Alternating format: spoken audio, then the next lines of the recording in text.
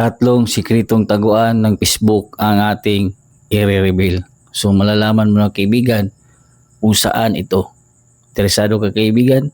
Pwede mo kong i-follow kaibigan at i-subscribe. Tara, let's go.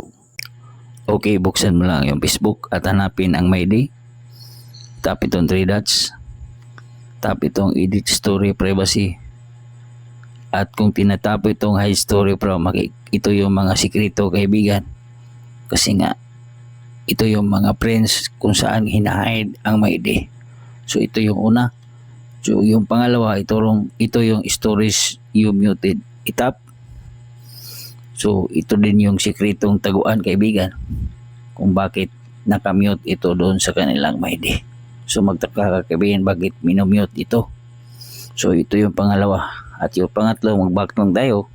Back lang. Tap ito nito 3 lines.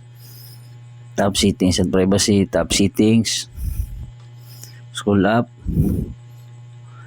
Tap blocking. At dito natin makikita yung mga na-block sa Facebook na tinatago. At pwede rin itong i-chat, yan block lang. So, ganoon makita ang tatlong taguan sa Facebook ng mga sikreto. Kaya tayo share the video. Salamat.